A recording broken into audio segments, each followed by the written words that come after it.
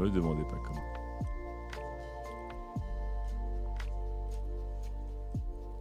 Hey! Bonjour tout le monde, j'espère que vous allez bien. Bonjour Marie-Cécile, bonjour Poilduc, bonjour Gpif. Est-ce qu'il existe un kink anti-kink? Ah, je sais pas, je peux pas te sauver. Salut Mister Boz. Bonjour Corato. Misty 13. On va parler de DC, tu vas voir ce que c'est. Très vite, et tu vas vite craquer. Aujourd'hui, trois petits trucs que je vous montre.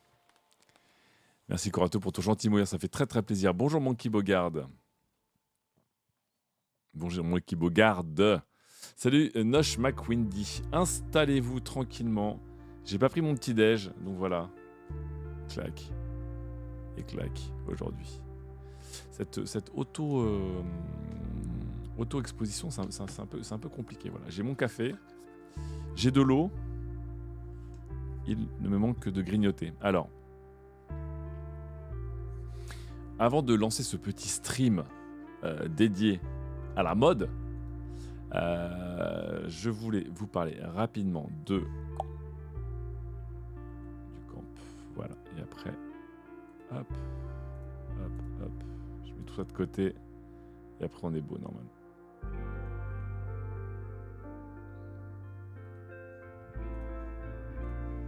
Voilà.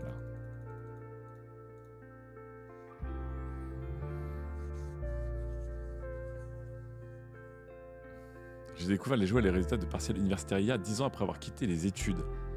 Je fais partie des gens qui sont un peu frustrés par mes études.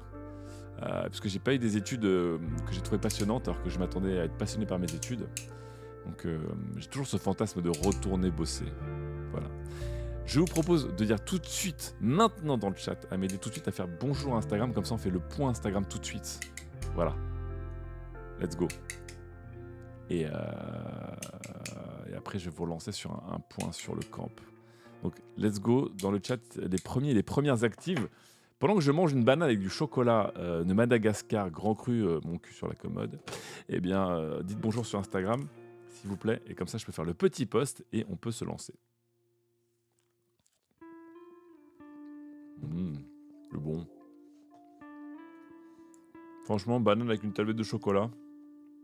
J'essaie de pas trop trigger avec des bruits de mastication, mais c'est quand même un régal.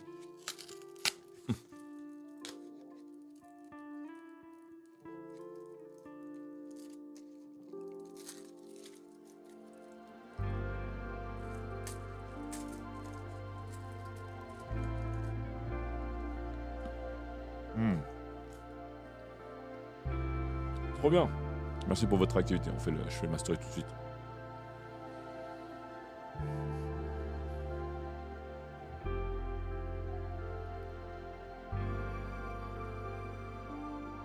Alors, comment je vais faire ça? Comme ça. Bonjour Instagram, c'est Twitch. Aujourd'hui, on parle de mode.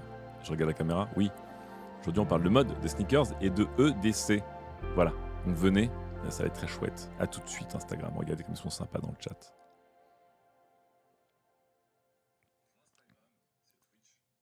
Aujourd'hui, on parle de mode. C'est bien ou pas?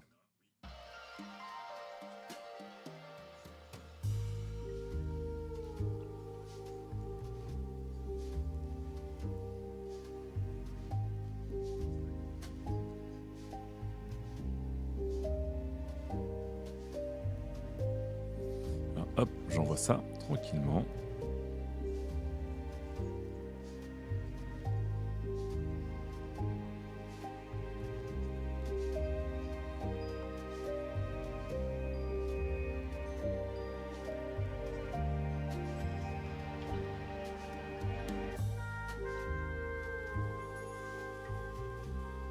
Ok.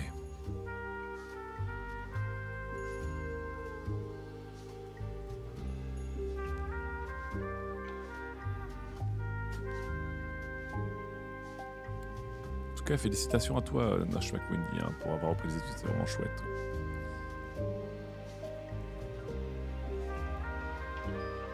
Fobel Makina, évidemment, cette banane est locale. Elle est complètement locale, cette banane. Je suis sûr qu'elle vient d'Île-de-France. Vous êtes plusieurs à dire ces nouvelles playlists. Écoutez, je vais vous dire ça tout de suite. Je suis toujours sur chillhop.com avec ma petite playlist ah non, qui s'appelle Calm Evenings ce coup-ci. Alors attendez, je vais peut-être pas faire Calm Evening, on va faire Essentiel Winter 2023. Non, je sais pas.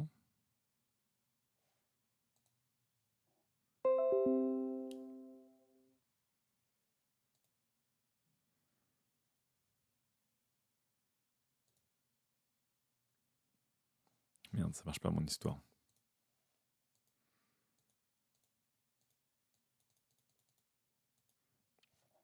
Allez, j'ai plus de musique. Écoutez, je sais pas ce que c'est aujourd'hui sur chillup.com, mais on va remettre ça, quoi. C'était cool. Le son est très fort, désolé. Alors. Juste un dernier petit post Insta et après on est parti. Donc, pendant que je fais mon petit post Insta, j'en profite pour vous parler de ceci. Le camp. Salut GOT. Alors, qu'est-ce que c'est que le camp ?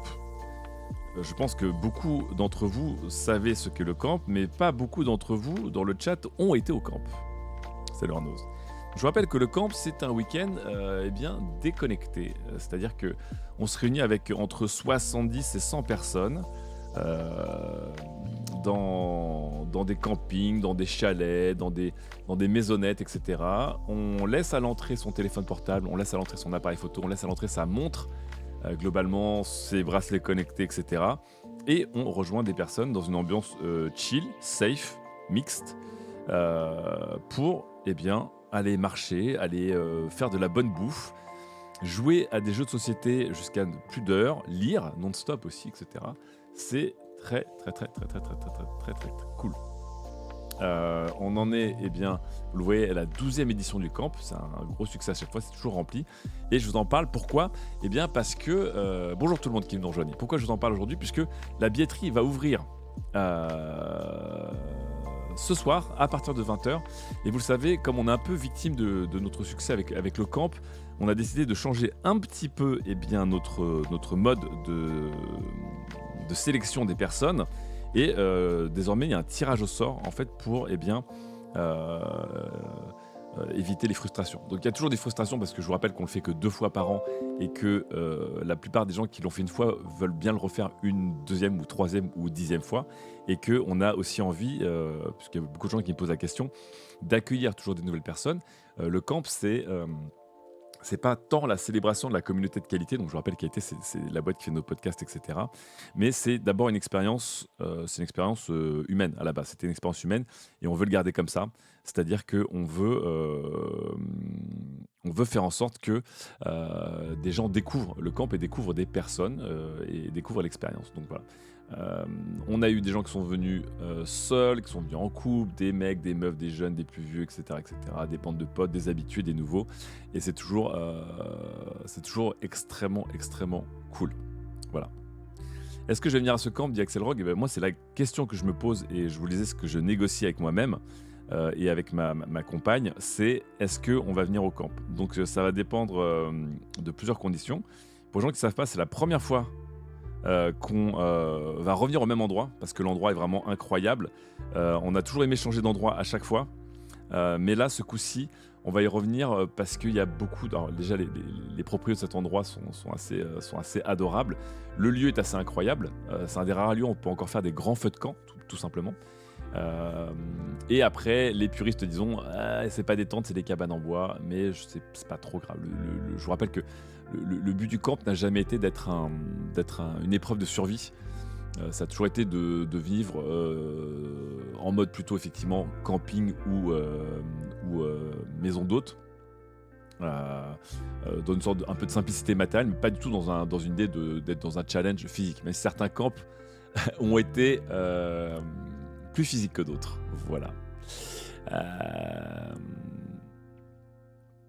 Est-ce qu'il n'y a pas des entreprises qui ont essayé de nous racheter le concept et le nom et locaux? Si, il y a même des entreprises, même Decathlon nous avait contacté pour dire on aimerait trop sponsoriser le camp, parce que les 2 tiers des gens qui allaient au camp n'avaient jamais fait de camping et achetaient des tentes Keshu à 2 secondes. Mais on leur disait, les gars, parce que je vous rappelle que nous on déteste l'argent chez Qualité, on vous disait les gars, vous êtes en train de vous proposer la pire OPSP d'histoire, parce qu'au camp, il n'y a pas de photos, il n'y a pas de vidéo, puisqu'on n'a pas d'appareil photo de vidéo. On fait juste une photo à l'arrivée, une photo au départ, mais c'est tout. Donc j'ai envie de dire, d'un point de vue engagement et postes sociaux, les gars, c'est le cauchemar pour vous. Donc on n'a pas de sponsor. Et après, des entreprises ont proposé de le faire en team building et autres, mais c'est pas notre métier de faire l'événementiel, on n'a pas envie, quoi. Donc voilà. Est-ce que c'est l'endroit où on était rentré avec des punaises de lit locaux? Non, c'est pas cet endroit-là. Et l'autre endroit, en fait, il y a eu des alertes de punaises de lit, mais finalement, chaque personne a eu de punaises de lit. Ça allait de 600. On va parler de Sora lundi, Magaki. Est-ce que le Titan est autorisé au camp? Évidemment, vous pouvez venir avec vos petits gadgets. Vous pouvez venir avec vos plus beaux couteaux, vos plus belles cuillères en titane. Et puis surtout, comme la plupart des gens, vous pouvez venir un peu à l'arrache avec pas trop d'équipement. Parce qu'encore une fois, c'est très relax, quoi. Vraiment, quand vous venez au camp, au bout de la première nuit, vous ne savez pas combien d'heures vous avez dormi et quelle heure il est. Vous allez voir que vous allez être hyper genre, qu'est-ce que je fais aujourd'hui? Et vous allez vous faire happer par une partie de loup-garou ou vous allez aller au book club, parce que les gens ramènent beaucoup de livres et beaucoup de jeux de société, et on peut piocher sur des tables pour lire. Donc il y a des gens qui passent 3 jours à lire. Vous pouvez être comme moi, et je pense que certains dans le chat comme Alaya ou Axel le savent, la team, évidemment, la team Labrador. Donc la team Labrador, c'est dès que je joue un ballon, je cours après. Voilà, donc moi j'adore faire du sport et courir après des ballons, faire des petites marches. Et vous faites ce que vous voulez. Vous faites ce que vous voulez. Il n'y a pas de programme. Il n'y a que des initiatives de gens qui disent hey, qui veut tenter ce jeu de société qui a l'air drôle? Hey, qui veut aller faire du yoga? Parce qu'il y a des gens qui proposent de faire du yoga, il y a des gens qui proposent de faire du running, il y a des gens qui proposent de rien branler. Il y a des gens, des bisous Lola, qui proposent de faire les meilleurs plats de tout le week-end. Bref, voilà. C'est le but du jeu. Donc je vous le dis maintenant, puisque, et je vous le redirai en fin de stream, rappelez-moi de vous le rappeler, puisque le billet s'ouvre. Eh bien, hop, je vous mets le lien dans le chat évidemment. La billetterie s'ouvre à partir de aujourd'hui 20h. Ah, Benjamin Atta mettre au moins 3 paniers à la suite. Impossible. Est-ce qu'on peut venir si on est fumeur ou fumeuse? Bien sûr, Ezati. Il y a des gens qui fument, il y a même des gens qui vapent. On autorise les vapoteuses, sauf si ta vapoteuse, elle donne l'heure et qu'elle te permet de quantifier ton nombre de pas. Voilà, mais globalement, c'est ça. Est-ce que tu as un souvenir d'un camp qui est un peu moins good vibe que les autres et pourquoi? Dit It's Me Guys. Non, c'est surtout les conditions qui ont fait les camps. Et il y a eu 2 camps qui ont été un peu durs physiquement sur les conditions. Le tout premier camp, on était dans le champ, on a loué le champ d'un fermier, voilà, au milieu de nulle part. Et on est arrivé sous une pluie battante. Et il ne s'arrêtait pas de pleuvoir, on était dans un champ et le bus est parti. Et autant c'était bonne ambiance, autant à un moment on a pensé arrêter le camp parce qu'on s'est dit en fait on n'est pas préparé là. Il y a juste des gens dont les 2 tiers n'ont jamais fait de camping qui sont sous la pluie. Qu'est-ce qu'on fait? Bon, heureusement que Joyper, pour les gens qui connaissent la JVTV, cette chère Juline, Joyper et Estelle nous ont sauvé la vie puisqu'elles se sont battues pour faire un feu de camp sous la pluie, et qu'au bout de 10 heures, eh bien, moi j'avais abandonné et elles ont réussi à lancer un feu de camp, et après il a fait beau pendant 4 jours. Mais c'est vrai que pour le premier camp, je vous avoue, ça nous a un peu marqué. Et puis il y a eu un deuxième camp. C'est combien le ticket du Jinta? C'est pas cher en général. Le camp Jinta, c'est entre 90 et 130 € les 4 jours avec logement et nourriture comprise. Voilà. Donc pareil, le camp, on fait en sorte que ce soit quelque chose qui soit le plus accessible possible, malgré les demandes de fibre optique de faire un camp des riches dans un hôtel. On veut que même si vous êtes étudiant ou sans emploi, vous ne posiez pas trop la question de devenir. Et voilà, on veut que ce soit accessible à tous les points de vue. On veut que ce soit inclusif à tous les points de vue, voilà. Donc même économiquement. Donc si je ne m'abuse, ce camp va coûter peut-être autour des 120 € les 4 jours. Voilà. Pour vous donner une idée, on paye Shingi qui est le producteur du camp. D'ailleurs, je vais aller biper Shingi s'il est dans le Discord pour venir en parler dans le chat. On paye Shingi qui est producteur du camp et il se paye peu pour tout le boulot qu'il fait. Il y a Eto maintenant qui aide Shingi. On a une team safe bénévole. Et évidemment, nous, chez Qualité, on se fait très peu d'argent parce que je pense qu'on doit gagner en tout, je crois, entre où on est perdant, c'est-à-dire où on perd de l'argent, où on gagne genre 500-600 euros sur un camp en termes de bénéfice. Donc autant vous dire que c'est vraiment rien, quoi. Je vais biper Shingi Eto. Et voilà. Et puis il y a plein de gens, il y a plein de gens qui participent aussi de près ou de loin, qui viennent aider pour du covoiturage, pour amener des accessoires, etc., pour dépanner des gens. Donc il y a beaucoup de solidarité. Et la Team Safe, c'est 4 personnes.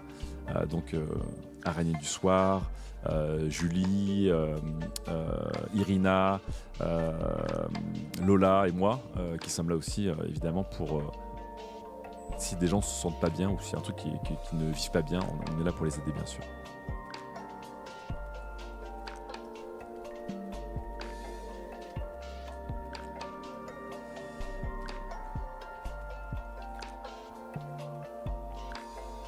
Ah, ok. Ah, c'est 149 euros. Bah, on a un peu augmenté le prix du coup. 149 euros. Salut Astra. Non, on n'est pas là. Shifty qui dit plus 1 pour le camp des riches. Non, je suis contre le camp des riches. Je suis pour que des gens fassent l'équivalent du camp s'ils le veulent. Et disent, bah nous aussi en fait on a envie de se mettre bien, louons une grande baraque et posons tous les téléphones et toutes les montres et on n'a pas d'heure, on n'a pas de rythme, etc. Très bien. Mais c'est pas l'esprit du camp. Voilà. Malgré un principe, est-ce que c'est rentable, dit Swans? Je vous dis, c'est rentable au sens où on ne perd pas d'argent, mais on ne gagne pas d'argent. Je vous rappelle que chez Qualité, on est 4 associés. Donc imaginez que si on fait 800 euros de chiffre d'affaires, de bénéfices 2 fois par an, autant vous dire que bah, on a payé, ça nous permet de payer la certification des comptes de la société à la fin de l'année, quoi. Et, voilà. Ce qui est cool avec Qualité, c'est que Qualité, notre société, notre structure pour faire ce qu'on aime, c'est-à-dire des podcasts et des événements, mais on n'est pas là pour en vivre. Donc ça nous permet aussi de... si on voulait rendre le camp vraiment rentable pour nous, je pense que le camp coûterait plutôt 250 euros les 4 jours. Et je pense qu'à 250 euros les 4 jours, il y a une bonne partie des gens qui ne pourraient pas venir. Voilà.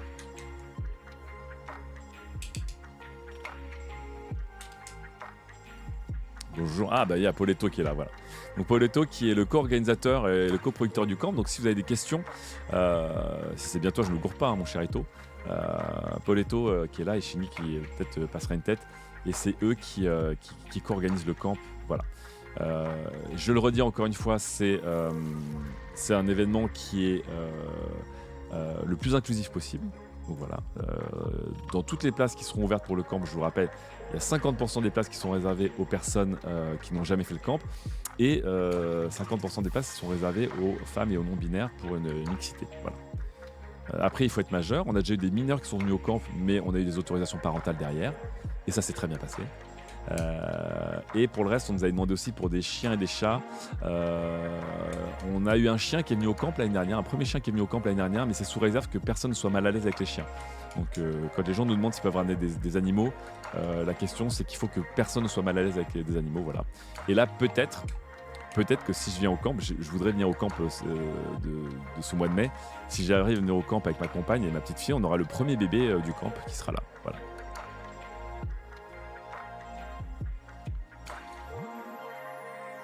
Je baisse un peu la musique, pas de soucis.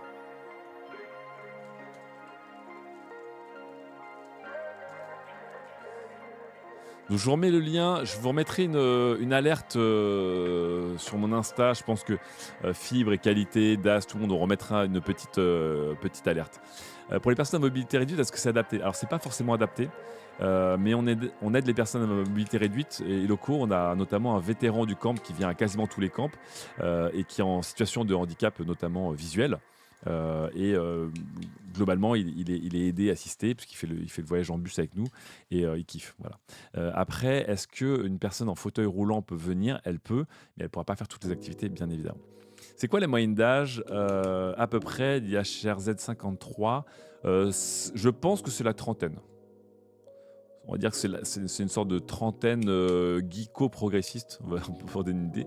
À chaque fois, on fait des présentations des gens. Il y a quand même beaucoup de gens qui viennent du milieu du numérique. Mais il y a il y a plein de métiers intéressants. On a un berger qui est là, on a une avocate de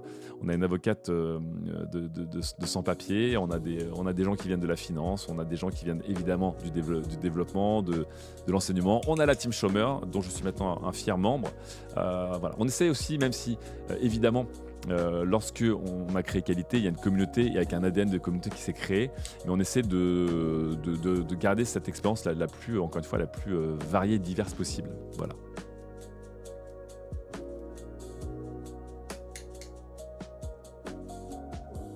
Ah bah il y a Shingi qui est apparu dans le chat aussi. Bonjour Shingi.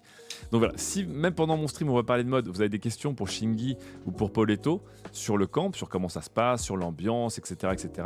Même si la description est très complète, hein, comment dire, et que vous avez un petit mail pour contacter Shingi et Eto, n'hésitez pas dans le chat. Voilà. Et je pense que ça va être un très beau camp. En plus, il va être, si je ne m'abuse, un jour plus long que d'habitude, puisque vous voyez, on a 2 jours fériés qui s'enchaînent, parce que le mercredi 8 mai et le jeudi 9 mai sont fériés. Donc l'idée, c'est de vraiment en profiter au maximum, quoi. Voilà. 95 pour le transport, c'est par personne, Swans. Ouais, c'est aller-retour, Swans. On a essayé de voir, Shingi avait essayé de trouver un moyen d'acheter des billets de train en grand nombre et en avance pour réserver un wagon et tout. Et en fait, le prix était archi pas moins cher. Donc en bus, c'est très sympa. C'est l'idée aussi parce qu'en bus, au départ de Paris, on part avec 50 personnes, donc c'est rigolo. Après, t'es un peu éclaté, mais c'est rigolo et ça permet surtout, évidemment, dans le bus, de prendre le micro et de venir clasher Fibre Tigre et Daz ou de venir me défier sur Codenames, parce qu'on fait un Codenames dans tout le bus au retour. Ouais, c'est assez drôle, mais oui, tout à fait. Est-ce que c'est open pour les végétariens, dit la French? C'est une vraie bonne question, la French. Et oui, depuis quelques éditions du camp, Shingi te répond. Déjà, on mange pas beaucoup de viande, mais il y a des plats de viande. Après, il y a ce qu'on appelle la spécialité des régions, c'est que tout le monde ramène un plat ou une spécialité de sa région. Et autant vous dire que le premier repas, faites attention parce que si vous êtes un gourmand comme moi, après à l'intérieur de votre bite, c'est un food court, c'est la cour des miracles. Donc voilà, quand vous commencez à manger du maroilles avec derrière les trucs de Lyon, là, les sortes de lardons frits de Lyon, puis derrière un truc à la fève tonka, et voilà. Bon. Sinon, on a toujours des options véganes pour les végétariens. Voilà. Bonjour tout le monde. Pour les locaux, il y a un forfait simple visite sans dodo tout ça, dit Arnos.com. Non. Non, Arnos, Pardon. Il y a des gens qui, pour des raisons, doivent partir ou arriver plus tard. Des bisous Maya, par exemple. Et évidemment, on accepte, il n'y a pas de souci. Mais on évite le côté des gens qui partent et qui reviennent du camp. Même si, encore une fois, le camp est complètement ouvert. Parce que nous, on se balade et puis il y a des gens on va se balader à 20 km de là. Hein, la fameuse balade du lac qui devait faire que 4 km. Donc voilà. Mais on fait en sorte qu'il y ait un minimum, on va dire, d'immersion. Et on se dit que si des gens viennent pour un dîner, une soirée, repartent et tout, c'est moins cool. L'idée aussi, c'est que le camp est une expérience sociale. Donc, comment vous gérez socialement lorsque vous êtes extraverti ou introverti, que vous êtes avec des personnes que vous connaissez et beaucoup de personnes que vous ne connaissez pas, qu'il n'y a pas vraiment de programme, qu'il n'y a pas vraiment d'heure, que tout est très organique. Donc, c'est aussi un truc qui est intéressant, c'est que une des parties du camp qu'on préfère, c'est les feedbacks des gens ensuite, le camp, pour savoir ce qu'ils ont aimé, ce qu'ils ont moins aimé, ce qu'ils ont bien vécu, ce qu'ils ont un peu moins bien vécu, même si encore une fois ça se passe toujours très bien, mais c'était intéressant. Donc là, une des grosses discussions qu'on a eues l'année dernière, c'était le fait que le camp, comme beaucoup de structures et de projets, était assez mené et donc assez fait pour des gens un peu extravertis. Voilà. Et en fait, on a une vraie réflexion sur les gens qui étaient plus introvertis, qui viennent au camp, il n'y a pas de souci, mais qui, des fois, sur certains moments,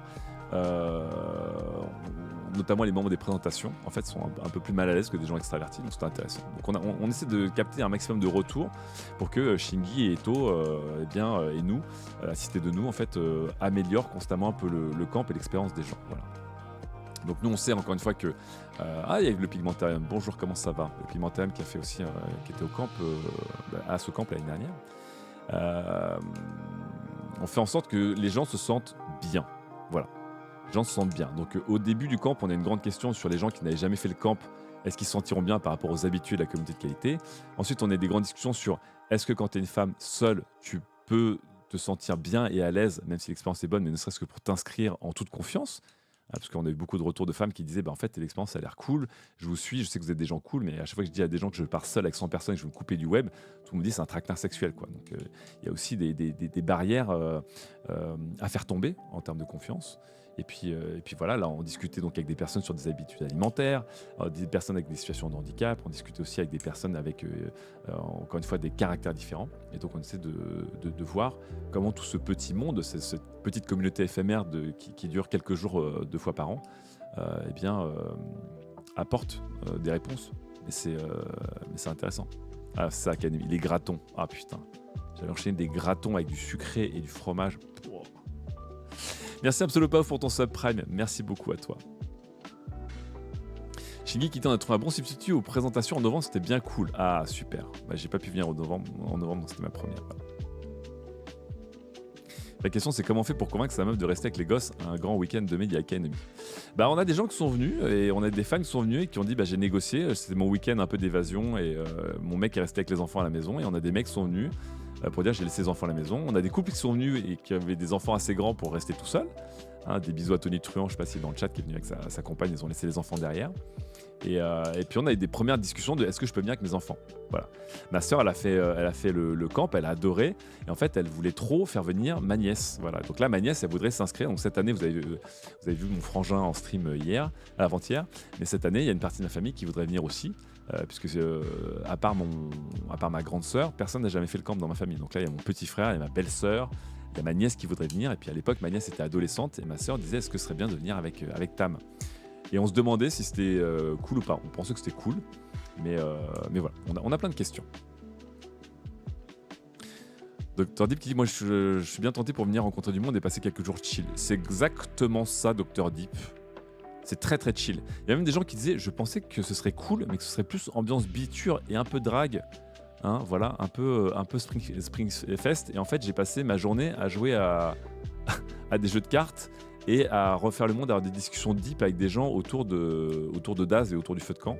C'est plutôt ça l'ambiance. Hein. Et même si nous, on n'impose rien, on ne force à rien, les ambiances sont quand même très très chill et c'est pas non plus des trucs de l'extrême. Hein.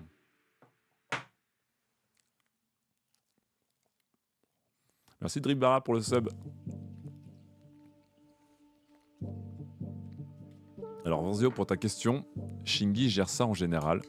Mais évidemment, on a une liste d'attente de gens qui se tiennent prêts, qui loupent souvent la première vague ou la première tirage au sort.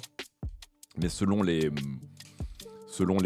annulations de dernier moment, parce qu'évidemment ça peut arriver, on a une liste d'attente pour faire en sorte de transmettre votre billet à une autre personne. Si après elle ne peut pas, bah, c'est pour vous. Voilà. Est-ce vraiment une bonne idée de faire venir plusieurs personnes de ma famille à la même édition pour vivre le principe du camp d'Iswans? Ça dépend. Le camp, c'est pas une histoire de solitude. Hein. Il y a des gens qui viennent au camp en mode. Il y a des gens qui ont fait 7, 8 camps et c'est aussi leur retrouvaille. Donc on peut venir avec des gens familiers ou familières avec qui on a envie de venir. Le camp n'est pas une expérience sociale sur la solitude. C'est une expérience sociale sur la sociabilité notamment et effectivement la notion de temps et de technologie, ça c'est sûr. Mais vous pouvez venir accompagner, bien sûr. C'est comme Retraite silencieuse, sauf qu'on fait que parler du Benjamin Zanata. C'est 100% ça, quoi. Warzo qui dit est-ce qu'on peut prendre 2 billets? Non, je pense qu'il faut prendre chacun son billet. Mais c'est pour ça que là, la billetterie, elle est ouverte tout le week-end. Hein, et on fera un tirage au sort ensuite. Est-ce qu'il y a des personnes qui ont un instrument de musique? Oui, c'est tout à fait conseillé, Rezati. Il y a des gens qui viennent avec des instruments de musique. Et il y a aussi des gens qui viennent avec des paroles de chansons. Et parfois, des chorales qui laisseront un souvenir inoubliable à d'autres personnes, se montent et chantent toute la nuit avec beaucoup de paroles de chansons et beaucoup d'alcool. Et malheureusement, c'est aussi ça le camp parfois. Mais oui, il y a des gens qui viennent et qui savent très bien faire la musique et qui jouent. Donc, je me rappelle, il y avait Jennifer qui était venue avec son banjo. On avait des guitaristes qui étaient là, à la cool, quoi. Voilà.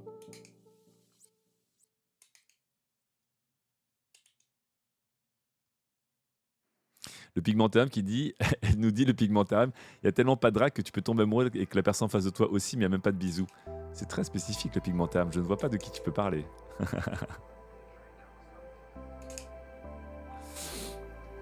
Ah, c'est 2 billets max, dit Shingi et tout. Ok, autant pour moi. Salut Yann Fleur. Je trouve que c'est pas anodin d'emmener des enfants au camp. Je pense que ça me refroidirait perso, dit Asram. Ouais, je pense que ça peut changer l'ambiance. Et c'est une discussion. C'est une discussion qu'on a tous ensemble. C'est-à-dire que c'est une discussion qu'on a avec l'équipe d'organisation du camp. Et c'est une discussion qu'on a avec les participants et les participants du camp. Est-ce que vous avez kiffé tous les aspects du camp? Voilà. Que ce soit le type de logement, que ce soit le lieu, la distance, que ce soit le prix, que ce soit les initiatives, que ce soit le fait que quelqu'un ait amené un chien, que ce soit quelqu'un qui veut venir avec son bébé ou pas.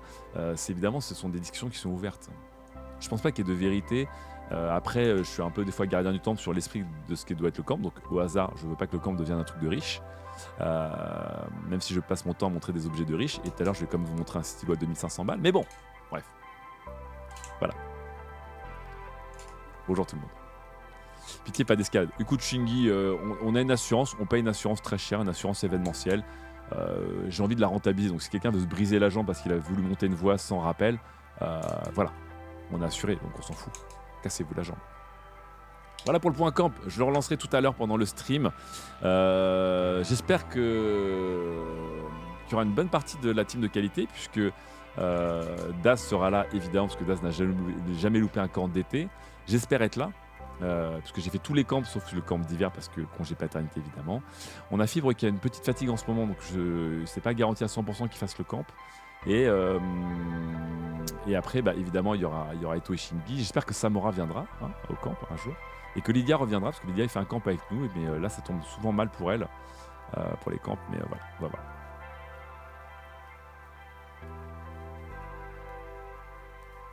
Il me faut une commande pour le lien, là, dit Eloko. C'est vrai, mais de toute façon, le lien, il ne va ouvrir qu'à 20h et après, il sera fini dimanche, donc j'aurai même pas streamé à ce moment-là. Mais n'hésitez pas à spammer le lien régulièrement. Voilà pour le point camp. Je voulais vous en parler parce que j'ai jamais trop le temps de vous en parler. Donc là, je vous en parle un peu plus. Voilà. Une idée de ce que sera le camp, bien sûr. Non, ce ne sera pas ça le camp. Évidemment, ce ne seront pas des gens qui seront avec des appareils photo, avec des mixettes et une enceinte évidemment posée sur un rocher en équilibre. Ce ne sera pas ça. Voilà. Alors, le temps passe très vite. Et tout à l'heure, je vais rejoindre Mama Paprika, Lydia et Das pour qu'on joue à Helldivers 2.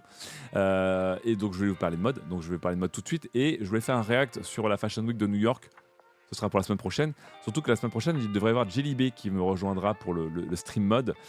Donc, on fera ça à ce moment-là. Là, il nous reste peu de temps et je voudrais aller à l'essentiel. Est-ce qu'il y aura Patrick Daniel au camp? Yes, I'll be there. The endgame is... j'aimerais bien jouer à un jeu de société avec Patrick Daniel, tiens. Je pense qu'il sera là, bien sûr, évidemment. Alors, premier point pour démarrer. Et Lagombe qui dit: moi j'ai rencontré ma femme au camp. Eh ben dis donc, incroyable les Lagombe. Ouais, incroyable.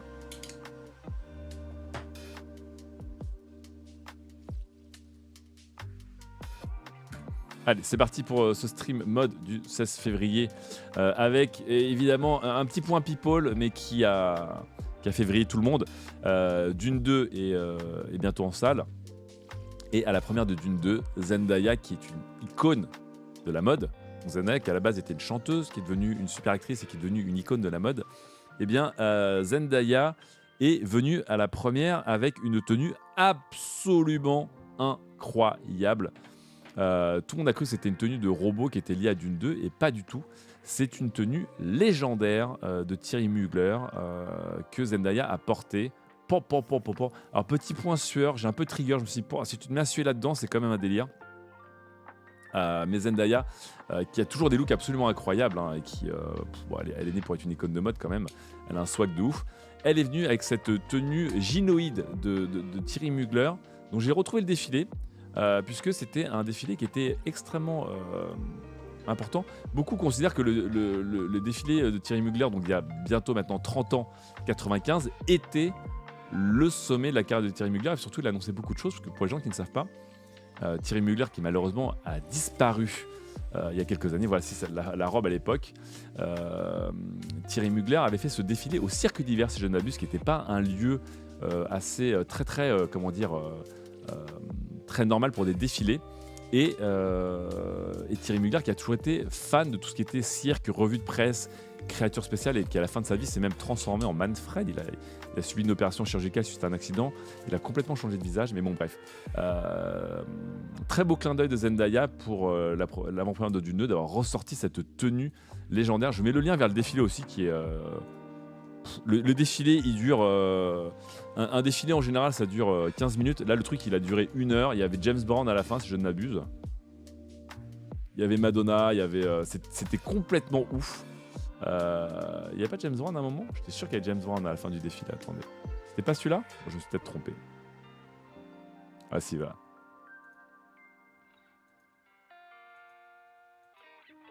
Voilà, là, carrément, voilà. C'était une autre époque. Hein. C'était un délire. Au cirque d'hiver, c'était... Et c'est souvent considéré comme le sommet. Sommet. Bonjour tout le monde dans le chat. C'est considéré comme le sommet de la carrière de Thierry Mugler. Un défilé complètement dingue, avec un nombre de tenues complètement hallucinantes. Évidemment, des pièces qui étaient surréalistes. Le cirque d'hiver, des danseurs, James Brown, l'art for life. Et donc cette fameuse robe qui... faut que je la retrouve parce que le défilé il a duré 3 heures, voilà. Qui a été portée par Zendaya.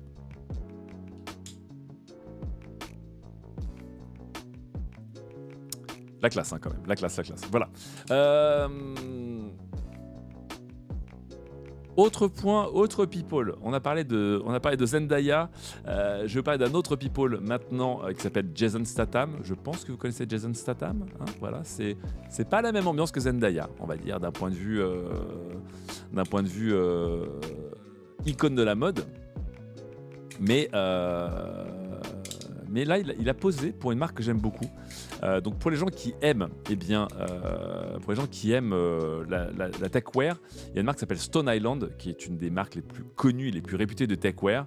Et ça coûte très très cher par contre. Donc, moi, Stone Island, j'ai une pièce et c'est parce que c'était vraiment en occasion. Mais Jason Statham qui a posé au KLM pour la dernière collection de Stone Island. Et vous allez voir, on aime beaucoup. C'est des couleurs douces, blanc cassé beige. Voilà. Regardez-moi cette jolie veste qui est très rigolote. Voilà. Je vous rappelle, Stone Island, ça coûte la peau des fesses. C'est des bêtes de matériaux. Et je vous mets le lien. Voilà. La Ghost Collection. Très minimaliste. Hein.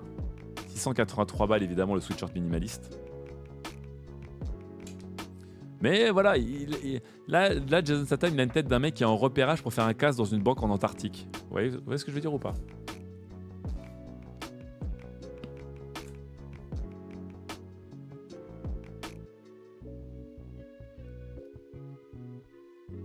Donc pour moi, Stone Island, c'est souvent avec les yeux.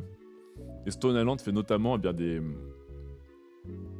collabs super belles. Et ils ont des très très très belles pièces Stone Island. Et pour les gens qui ne connaissent pas, les matériaux qu'ils utilisent, c'est du très haut de gamme. Donc c'est du techwear haut de gamme, quoi. Voilà. Très belle collection. Très. C'est ce que j'aime bien dans la techwear en ce moment, c'est qu'il y a un côté toujours très sophistiqué dans les coupes, dans les textiles et tout. Mais il y a un côté plus chill que le côté ninja de supermarché qu'on a eu un peu longtemps, quand même.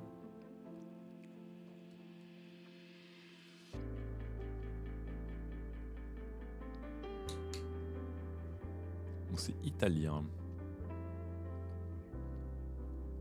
Bon, j'enchaîne. Parce qu'aujourd'hui, je voulais vous montrer des belles fringues avant de montrer un peu de DC aussi. Voilà. Donc, Stone Island.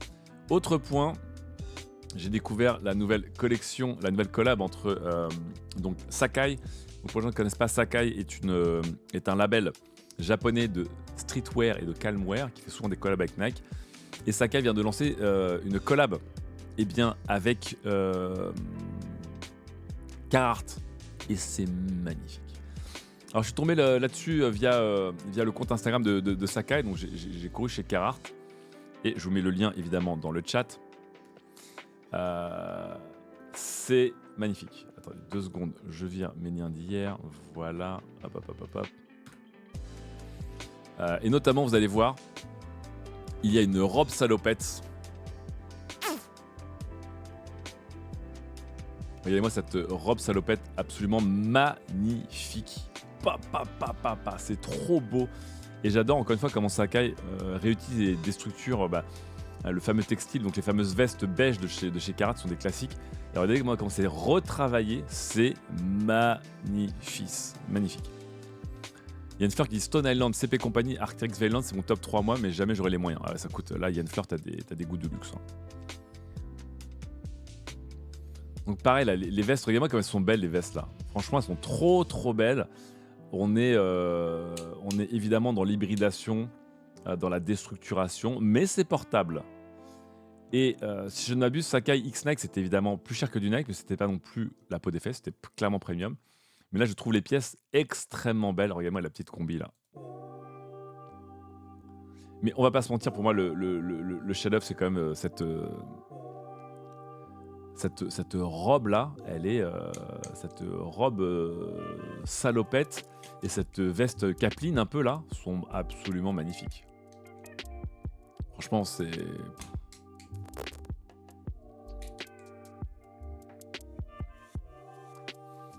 Voilà. Je ne pourrais pas porter la robe. Et encore, je pense que je pourrais porter la robe en vrai. Hein. Mais la veste capeline, là, je la désire ardemment. Elle est vraiment extrêmement belle. Pas entre tradition et modernité, c'est entre élégance et workwear. Voilà. La petite combinaison grise aussi, elle est extrêmement chouette là. Donc là, déjà, cette veste-là, là, cette sorte de caban 3/4, j'aime beaucoup. C'est le même ou c'est pas le même? Ça a l'air d'être le même, attendez. Non, parce que là, c'est un 3/4. Là, ça s'arrête, c'est plus court. Là, c'est un 3/4 qui va plus bas, mais qui est très chic aussi. Et là, tu vois, vous voyez, ça, c'est vraiment très beau, je trouve. Et la combi grise, là, elle a l'air, on la voit pas bien, mais elle a l'air d'être vraiment chouette, quoi.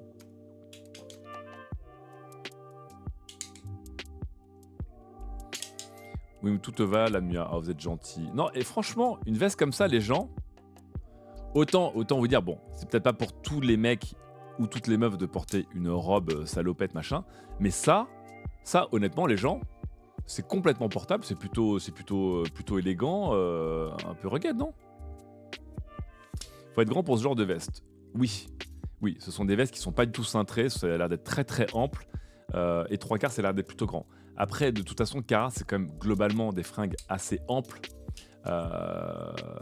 Donc si vous voulez paraître plus grand que vous le n'êtes, Carhartt c'est généralement pas votre bon pari, puisque Carhartt évidemment aura tendance à épaissir votre silhouette avec leurs coupes, qui sont souvent des coupes straight ou des coupes relax quoi, ça c'est sûr.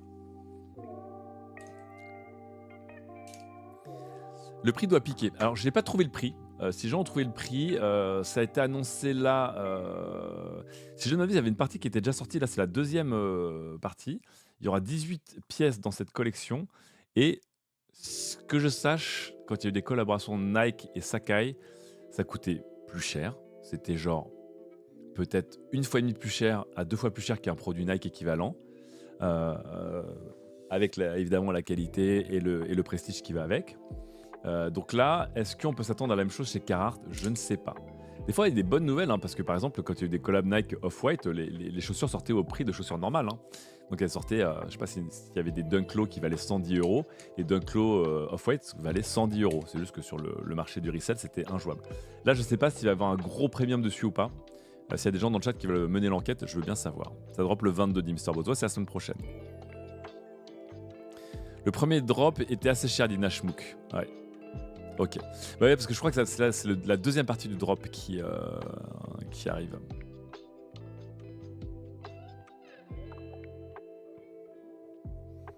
Allez.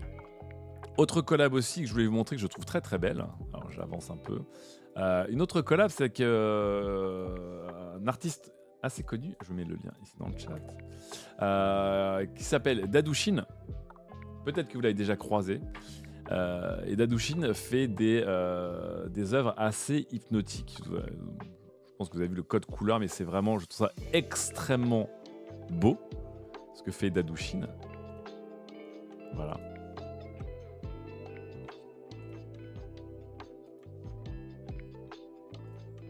C'est très... Je pourrais pas vous donner le nom de ce style d'art, mais c'est éthéré, triste. Voilà. C'est très très beau. Bref, Dadushin vient de lancer une collab avec The Hundreds. Donc pour les gens qui ne connaissent pas The Hundreds, marque de streetwear américaine. Et je vous montre ici la collab. Je vous montre juste le shot, le shot de départ qui est trop beau. Ah mince, j'adore. Le lookbook, c'est juste cette personne qui porte un t-shirt et 3 étages, c'est pas une pièce, hein, voilà. Et c'est vraiment extrêmement beau. Je mets le lien dans le chat ici. Donc vous voyez, c'est pas trop cher. Alors c'est clairement pas donné, mais cette main c'est une main d'intelligence artificielle. Il y a trop de doigts, mais cette main m'obsède un peu. Je la trouve très très belle. Voilà. Cette illustration, je la trouve extrêmement belle aussi.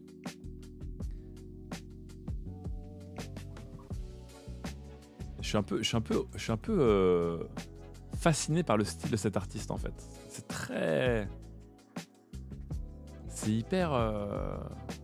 Je sais pas. Donc content de voir ces pièces arriver sur une collab ici. Voilà, avec notamment ces deux visuels que je trouve vraiment extrêmement beaux. C'est très triste, disait Pochettino. Ouais, c'est très très triste. Mais des fois quand c'est triste, c'est beau. Des fois, on peut pleurer de manière qualitative, hein, voilà, en disant ah, je pleure, mais putain, qu'est-ce que je suis du swag. Je drip des larmes, j'ai envie de dire.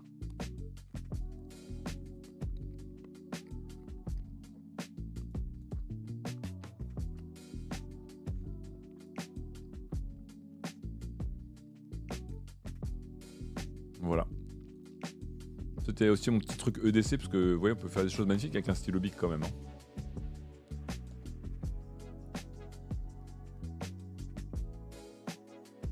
Pleurer, c'est gaspiller de l'eau. Il suffit que tu récupères ton eau, Pochettino, et il n'y a pas de gâchis. Et dernier point sur des fringues que je ne vais pas acheter. C'est un petit point mode important quand même, parce que c'est un point qui a pesé des centaines de millions de dollars. Tiger Woods a annoncé qu'il quittait, que Tiger Woods et Nike se séparaient d'un commun accord. Donc on ne sait pas qui a largué qui. Donc, je rappelle Tiger Woods, golfeur le plus célèbre du monde, golfeur qui est passé par le plus haut puis le plus bas, et golfeur qui essaie de se relancer. Et Tiger Woods a annoncé sa nouvelle marque. Voilà. Hop. Ça s'appelle Sunday Red. Et c'est une marque de fringues de golf. Qui vient, si je ne m'abuse, d'une collaboration avec son équipementier à la base qui s'appelle je sais plus, TaylorMade, je sais plus comment ça s'appelle, qui l'équipait en fait pour ses sacs de golf, ses clubs, ses machins, donc tout ce que Nike faisait pas. Et il lance sa marque.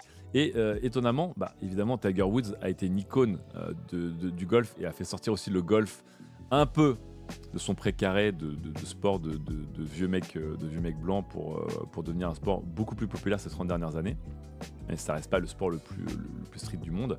Et le poids de Tiger Woods, là je vous en parle plus d'un point de vue économique que d'un point de vue style, mais le poids de Tiger Woods a fait que les collections de Nike se sont vendues énormément, même pour des gens qui ne faisaient pas de golf. Un peu comme des gens ont acheté des Jordans sans faire de basket, quoi.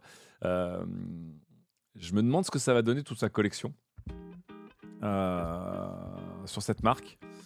Toujours pareil, hein, encore une fois, ce qu'on aime dans la mode des fois c'est récupérer des fringues ou des pièces qui viennent d'autres milieux, donc ça peut être le basket, ça peut être le camping, ça peut être l'escalade, ça peut être le golf.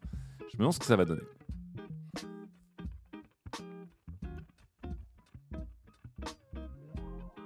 En parlant de Nike, on va passer chez Nike avec deux petites news baskets. Chaussures, une chez Nike, une chez Doc Martens, et dont des premières baskets que je trouve très très belles, très très douces, très très douces. Ce sont les Book One. Pour les gens qui ne connaissent pas, une des stars de l'NBA s'appelle Devin Booker. C'est un très très bon joueur des Phoenix Suns. C'est aussi un putain de beau gosse. Et c'est un mec qui a un certain goût. Hein, quand même. C'est un mec qui a un certain goût. Hein. Si vous avez... J'ai vu la vidéo de son chez lui. Il se fait pas mal, voilà. Il a sorti des baskets et je les trouve super clean, toutes douces,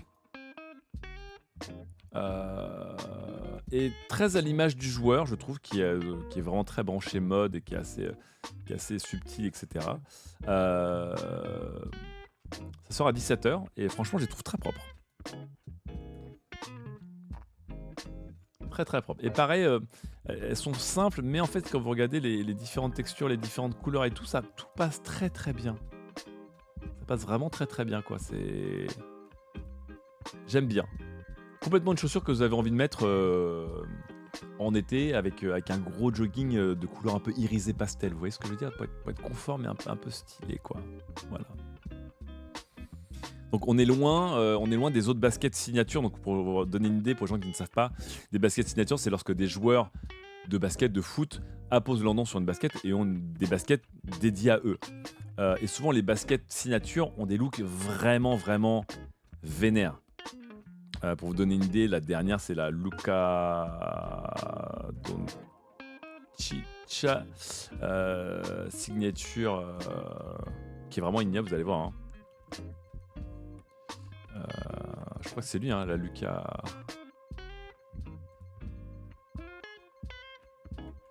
Ouais, c'est souvent des trucs un peu comme as, quoi. Voilà.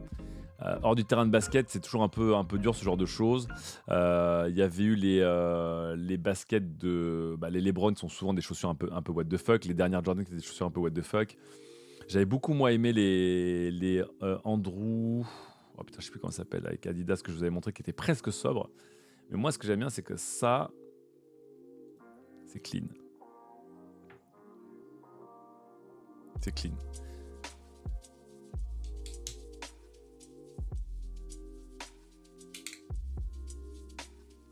Bonjour, la signature de Lucas, on entend la turbofolk balkanique quand on les regarde. Ouais, Lucas, c'est pas les plus belles. Je vous avais parlé des fameuses les Pumba MB 03 qui étaient complètement folles, mais qui du coup vivaient à donf le côté what the fuck. Mais même au-delà du colorway qui était fou, ouais, ce sont des chaussures qui sont souvent complexes. Et je crois que les dernières Lebron doivent avoir une gueule pas possible encore. Voilà, ça, c'est les Lebron James. C'est souvent des chaussures quand même qui sont difficiles à porter hors du terrain, quoi. Vous voyez. Après, c'est des chaussures qui sont des chaussures faites pour être mises sur le parquet, plutôt. Hein. Et donc, si je ne m'abuse, je dois avoir une vidéo sur YouTube. Je dois la faire, voilà, celle-là, je pense. On a Devin Booker qui dit salut les gars, bienvenue chez WAM. Bon, le mec, il est multimillionnaire ou peut-être milliardaire. Et chez lui, c'est propre, hein, c'est propre. Voilà, le petit placard à basket, évidemment, parce qu'on est sobre. Lui-même dit qu'il a moins de basket qu'avant. Hein, voilà. Mais homme de goût, et évidemment, quelqu'un disait il a un sacré garage de voitures. Oui, il collectionne des vieilles voitures, Devin Booker, et la Pontiac là des années 80, elle fait très très mal. Hein. Ouais, et donc Devin Booker, il est team gros jogging, confort et chic. Il est chill, David Booker. Hein. Voilà, c'est vraiment un des. Je trouve que dans toutes les superstars de l'NBA, c'est vraiment celui qui fait le plus BG de bon goût, quoi. BCBG, j'ai envie de dire.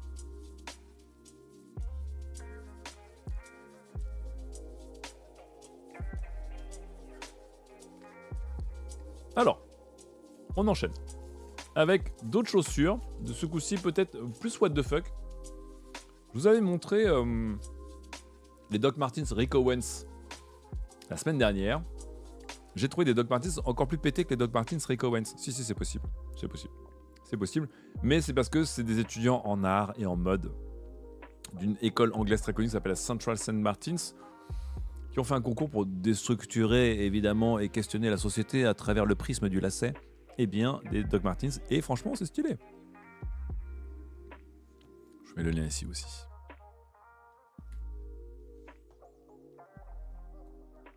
Ça déstructure. J'aime beaucoup cette propale avec le lacet ici qui est un peu dingo là. Là, bon, là, ça fait un petit côté Rick Owens quand même. Ça fait un petit côté punk morphologique. Ici, classique. J'ai envie de dire en ce moment, justement, je vous parlais de Sacai et d'autres labels ces derniers temps. Le côté chaussure dans la chaussure ou chaussure doublée, c'est un peu connu, mais franchement, ça rend très très bien. C'est très beau. Et ici, sculpture moderne, on a mis la partie montante de la chaussure au-dessus d'une chaussure basse. Pourquoi pas? Oh, salut Jean-Jean! Bonjour à toi. On parlait de beau gosse dans le chat. Jean-Jean, ce beau gosse. Bonjour Jean-Jean. Ouais, Mr. Bose, je connais Shahidus Alexander. En lice pour être MVP cette année d'ailleurs. En lice pour être. Est-ce que j'ai le temps de regarder la marque Alt 100 bruxelloise Yasrarn? Non, on va la regarder tout de suite. Mais je vais vous montrer, je trouve ça drôle en fait. Toujours pareil en fait, les Doc Martens sont comme des Jordan, sont tellement des produits iconiques qui font partie de la pop culture aujourd'hui que c'est toujours intéressant de venir les retravailler puisque la base reste vraiment très, très familiale. Franchement là, ce premier modèle il est un peu ouf quoi, parce qu'il est à la fois what the fuck, il est à la fois portable et vous voyez qu'il est assez sophistiqué parce que tout le lassage là qui fait tout le tour de la chaussure avec une sorte de tulle par-dessus semi-transparente, c'est beau, c'est très très beau.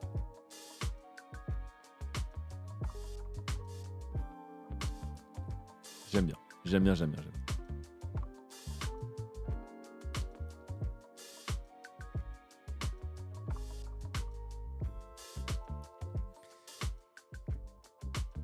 Faut prendre 1 heure pour faire ces lacets par contre. J'espère que tu les mets autrement que via les lacets parce que j'avoue que si tu dois nouer un truc de bateau pour faire tes chaussures à chaque fois, c'est la merde. Merci pour le sub David1259. Merci beaucoup à toi. Merci beaucoup. Donc vous voyez deux salles, deux ambiances quand même par rapport au Book One de Devin Booker. Salut Voldred, merci beaucoup à toi pour ton gentil mot. C'est très gentil.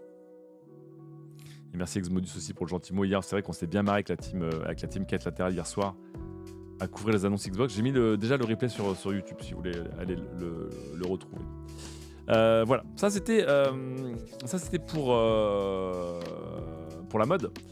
On va finir avec de l'EDC. Donc l'EDC, qu'est-ce que c'est? Je vous le rappelle. L'EDC, c'est ce que vous portez avec vous, c'est-à-dire vos clés, votre portefeuille, votre sac à dos, etc. Ah non, on devait faire Alsan, c'est vrai. Attends, juste avant, on fait Alsan avec une marque de sol. Ah oui, je vais aussi faire Avenir aussi. Avenir qui a sorti sa nouvelle basket. Alors rapidement, hop. Rapidement.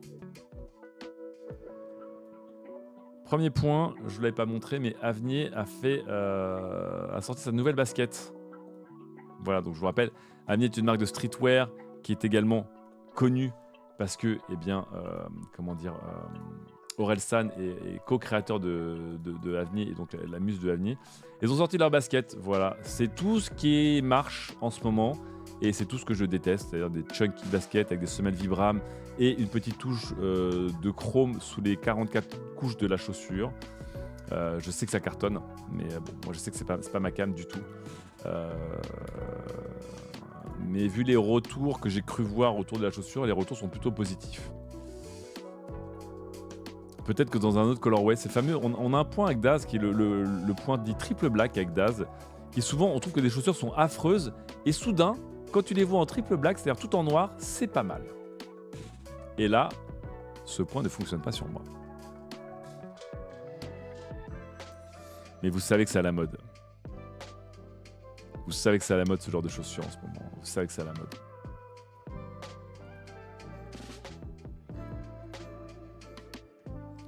« 195 balles. Je suis content d'économiser 195 balles parce que Avenir font quand même des bons trucs aussi. Pour les gens qui aiment la techwear, Avenir et la streetwear, c'est une marque qui... j'aime pas tout, mais on va dire que c'est plutôt original et plutôt quali. Mais là, les chaussures, c'est non. Ah bah, il y a des gens qui aiment bien. On dirait des Salomon. Ouais, très très ambiance Salomon. Moi, par exemple, je suis pas du tout dans la mode des Salomon, quoi. Toutes les chaussures Salomon avec des 84 lacets croisés et 2 renforts en Hypalon, là, moi, c'est pas du tout ma cam, quoi.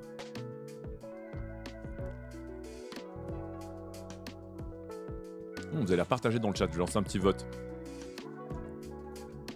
Paul.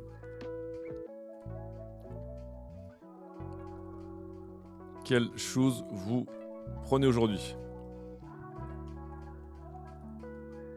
Alors, les Nike Book One, les Doc Martens Proto ou les Avenir AV1. Hop, j'ai lancé un petit sondage.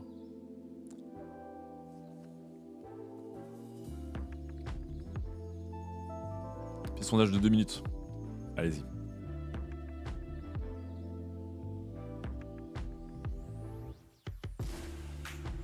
Ce lassage, là, pour moi, ça fait tellement chaussures Fila ou certaines vieilles Nike, là, les Nike Up Tempo, elles avaient ce genre de type de lacet, là. Je déteste ce type de lacet. Moi, Stabilité, bon. Semelle Vibram, très à la mode aussi en ce moment, la technologie Vibram.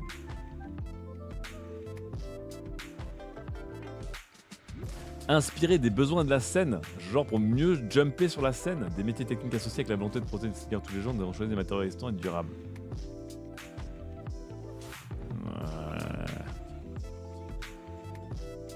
Ouais. Est-ce que je peux remonter les premières? Ouais. Ça, c'est donc les Nike Book One couleur Mirage. Et ça, c'est les chaussures qui ont remporté le prix Doc Martens et Central Saint-Martins, notamment. Moi, j'avoue que celle de Yanya Cheng, là, je dis bravo, elles sont superbes. Et celle de Treslit Pratt, facile mais efficace. Je respecte parce que si tu fais les mêmes en version brillante, ma mère achète direct et je respecte ma mère d'Iliane Fleur.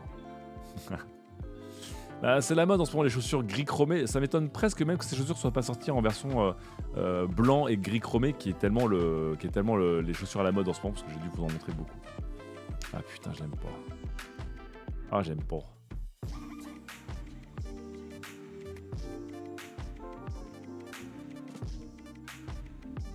Ouais, Nocta notamment, Binocaps, bienvenue dans le chat. Les dernières Nocta de Drake, c'est du full gris brillant, non? Si je ne m'abuse, sa dernière chaussure de sa dernière collection avec Nike.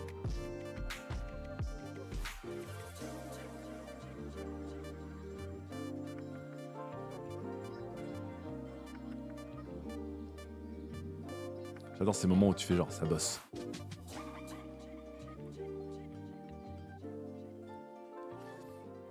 Orelsan et Sébastien Strapazon ont l'idée de développer des chaussures adaptées pour la scène. Mais c'est quoi des chaussures adaptées pour la scène? Les techniciens ainsi que pour un usage au quotidien. C'est quoi des chaussures qui sont faites pour la scène et les techniciens? Je veux dire, tu peux me dire, j'ai fait des chaussures qui me ressemblent, qui machin, etc. Pas de soucis, mais des chaussures optimisées pour la scène, c'est bullshit marketing maximum, ça quand même, non?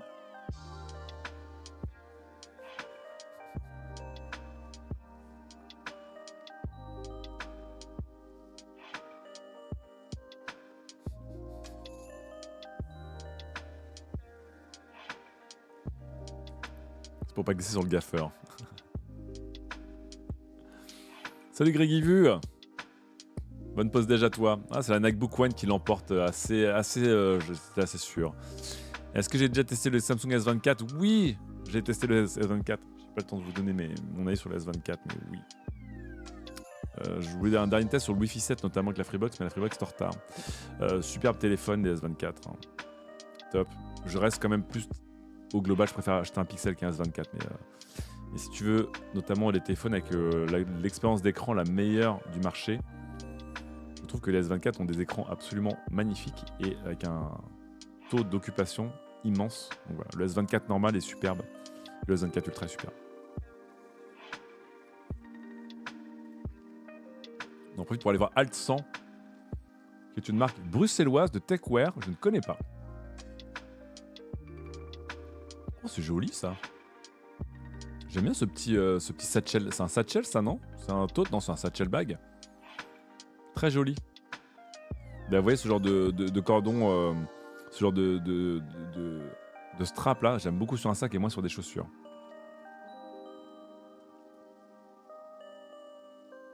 Design très sympa. Un poil too much pour moi et les boucles de type les G-Hook comme ça chromées. Je suis pas le plus fan des G-Hook personnellement en termes d'usage au quotidien, en vrai. J'ai 2 sacs avec du G-Hook et en fait je trouve ça plus chiant qu'autre chose. Pour le reste, ouais, c'est intéressant, je vais aller explorer. Oh, c'est beau ça, c'est quoi? Pouah, c'est ouf ça. Bon, c'est 10 fois plus d'Ascore que moi, mais franchement, je respecte. Ah, c'est pas en vente. Donc, très très beau ça. Je vous mets un lien vers Alt 100. Merci les gens.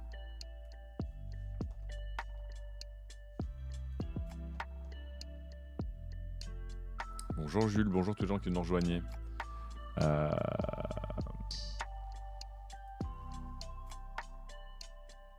Oh là là là, le petit côté tapisserie de grand-mère transformé en techwear. Non, c'est intéressant, Altan, c'est intéressant. J'aime bien, j'aime bien l'approche. Ah bah j'en profite en parlant de duffel bag. Justement, on va attaquer un peu la partie EDC maintenant, puisque le temps passe vite. Et en parlant de duffel bag,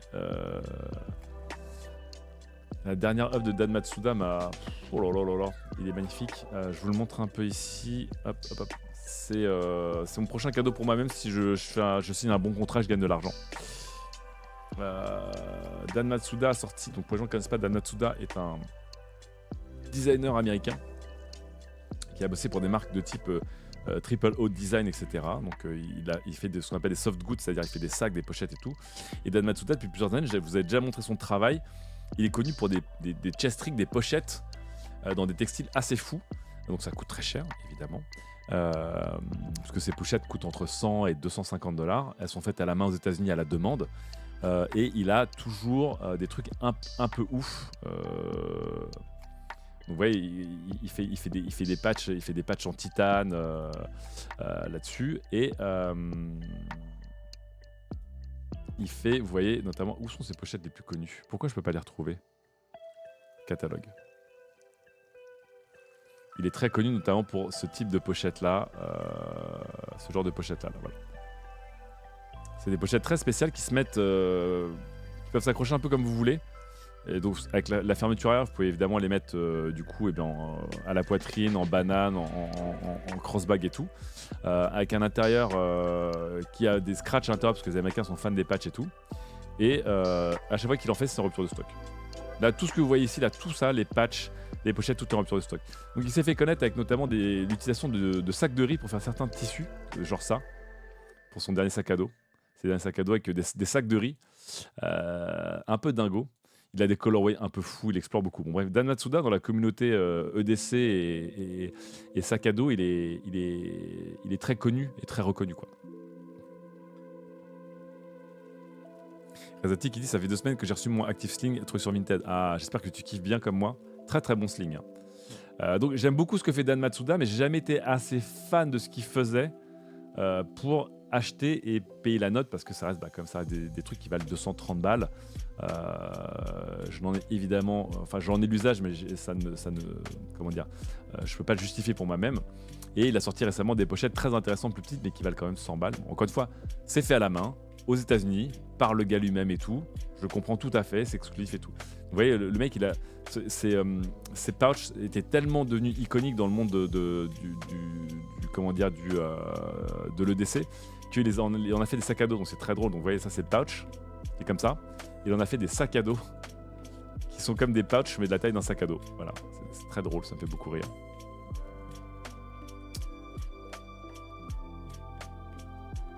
Salut tout le monde. Et là, il a annoncé un duffel que je trouvais un peu étrange, parce que je comprenais pas bien le concept de duffel, mais je le trouvais très très beau. Je vais vous le montrer. Et les premières personnes qui ont commandé son duffel l'ont reçu. Et en fait, c'est un duffel qui est convertible en tote bag. Magnifique. C'est magnifique. Et là, je suis archi fan de son duffel.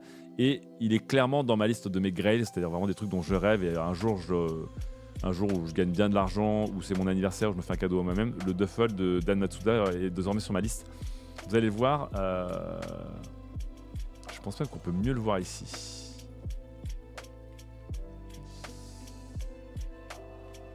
Je sais pas si on le voit mieux. Elle avait une page dédiée. En fait, son duffel là, ici, vous voyez, il y a une corde dessus. Il y a une corde dessus. Et en fait, quand vous ouvrez le duffel, donc déjà il s'ouvre en immense, ce qui est très pratique pour c'est un duffel quoi. Mais en fait, il peut se convertir. Alors, vous voyez, vous pouvez déclipser les deux clips là, comme sur la plupart des duffels. Donc Peak Design et Evergood font ce genre de stratégie pour fermer et compresser votre duffel. Et quand vous le détachez, ça s'ouvre au maximum. Mais ce que j'aime bien, c'est qu'en fait, hop, vous pouvez changer sa forme et en faire un tote bag avec le gros cordage. Et déjà que je trouvais ce cordage hyper beau, mais je ne comprenais pas son utilité, vous voyez. Je ne comprenais pas l'utilité de ce cordage à part pour l'esthétique, mais vous voyez, les formes que peuvent prendre son duffel sont assez folles. et je suis archi fan. Et encore une fois, là, on est clairement sur quelqu'un qui est un vrai créateur. C'est pas un design générique. Il a taffé son truc et il a un mélange de duffel et de tote bag qui est incroyable. Je suis archi fan. Pour vous donner une idée, je vais vous le ramener. Mon sac préféré, c'est le tote bag de chez Remote Equipment que j'ai acheté d'occasion sur Vinted, qui est le sac que j'utilise le plus aujourd'hui. Je vais vous le montrer.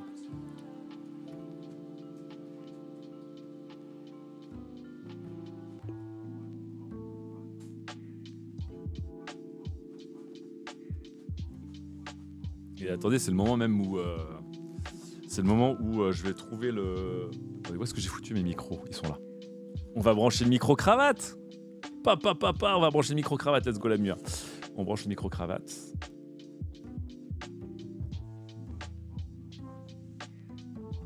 Un, deux. Alors pourquoi il marche pas en micro-cravate? C'est sur quoi j'ai mis le micro-cravate? Si c'était là que j'ai mis le micro-cravate. Ah.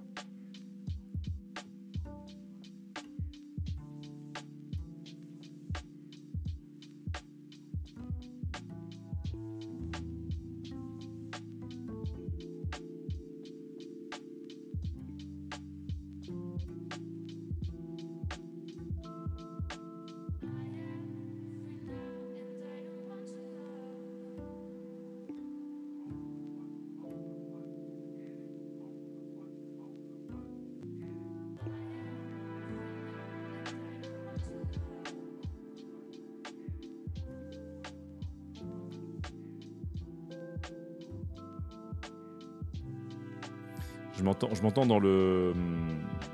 Je m'entends dans la Rodecaster, mais je sais pas comment je fais pour le. Bon, tant pis. Bon, bref.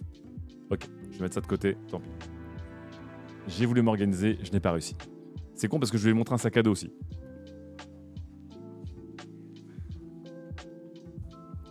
Mon sac préféré. Il y a dans un arsenal de. Oh putain, avec la lumière, c'est une catastrophe. Putain, la lumière. Voilà. Dans un arsenal de DC, vous avez toujours besoin de ce qu'on appelle un dump bag. Qu'est-ce que c'est qu'un dump bag? C'est un sac dans lequel vous pouvez balancer vite fait les choses, quoi. Vous allez faire des courses, vous allez à la plage en vacances, vous avez des enfants. Des fois, un sac à dos ou un messenger, c'est galère en fait. Des fois, vous avez besoin d'un gros dump bag. Donc, c'est un truc dans lequel vous droppez les choses. Voilà. Donc, c'est souvent un tote bag ou un dump bag. Bon. Moi, j'ai celui-ci qui est un sac de chez Remote Equipment. Donc, comme vous le connaissez, je parle souvent de cette marque, une de mes marques préférées, Philippe de Los Reyes, créatif que j'adore. Et c'est mon dump bag préféré. Pourquoi? Je vous dis souvent parce qu'en fait, il est protéiforme. C'est-à-dire que vous avez un tote bag vertical, très bien, voilà, avec une seule pochette extérieure, super. Très malin, ce n'est pas une pochette extérieure, mais bonjour Lady Petocas, bonjour tout le monde, bonjour Jinta. Ici, un accès rapide au compartiment principal, si vous voulez mettre la main dedans, voilà. Donc, vous voyez, il est sobre, il y a juste deux zips verticaux. Et il a l'air de rien comme ça. Mais ce qui est génial avec ce tote bag, c'est à l'arrière. À l'arrière, vous avez 4 fixations. Et vous avez 2 straps comme ça. C'est-à-dire que ce strap-là, là, en ce moment, je le laisse comme ça. Comme ça, je peux porter mon sac vite fait comme ça. Hop, tac, à l'épaule, très vite. Vous pouvez le mettre en crossbody, c'est-à-dire que vous pouvez mettre votre strap en diagonale. Vous pouvez mettre 2 straps pour en faire un petit sac à dos si vous êtes vraiment chargé. Et vous pouvez mettre les straps juste les deux en haut pour avoir une bandoulière d'épaule. Donc ce tote bag est absolument, dans sa conception, je trouve génial. Il est génial, quoi. Et puis après, en plus, il y a même une petite extension si vous avez besoin de mettre plus et que vous avez besoin de le fermer contre la pluie. Hop, voilà. Et après, hop, on le ouvre. Donc c'est un dump bag et c'est génial. J'utilise ce sac, mais tout le temps. Tout le temps. En vacances, je ne porte que ce genre de truc parce que vous passez votre temps en fait à mettre un souvenir, jeter vos serviettes, jeter vos tongs, jeter la crème solaire, je prends les affaires de quelqu'un d'autre, mettre un sandwich, mettre votre thermos que j'ai toujours pas commencé à boire d'ailleurs, etc. Bref, un dump bag c'est important. Un dump bag c'est important dans son arsenal de décès. Voilà. Et donc le mien depuis plusieurs années, c'est donc ce sac-là qui coûte cher, encore une fois, mais voilà, pareil, Made in USA, je vous le remontre. Euh, je sais pas s'il est encore fabriqué. C'est le Bravo 25. Non, il est même plus en vente. Bon, bah ouais, comme quoi. Et donc à l'époque où il faisait ce tote bag, le Bravo 25 était made in USA, etc. C'était vraiment considéré comme la Rolls des totes, quoi. Il est assez incroyable. Il est assez incroyable. Bon, malheureusement, ils le font plus. Et donc ces dernières, ces dernières années, j'étais parti effectivement de mon usage. Je porte moins de sacs à dos sur le dos. Et parce que dans ma vie de tous les jours, je suis vraiment très souvent à vélo et je suis chez moi, je vais au boulot, etc. Donc quand j'ai besoin d'un sac à dos, en voyage et tout, j'ai un sac à dos. Mais en fait, dans ma vie de tous les jours, j'ai plutôt besoin d'avoir accès à mes affaires vite. Et dans mes affaires, j'ai très vite un ordinateur, un tech kit, tout ce qui est soins, médicaments, crème, beauté, ce que vous voulez, mes fringues de sport, chaussures, etc. Et des fois, dans un sac à dos, c'est un petit peu pris. Donc souvent, le duffel bag revient. Voilà. Je ne sais pas si je l'ai ici. Est-ce que je l'ai ici? Ouais, je vais vous montrer aussi mon autre duffel bag préféré que j'ai acheté il y a 15 ans, mais vous allez péter un câble tellement qu'il est beau.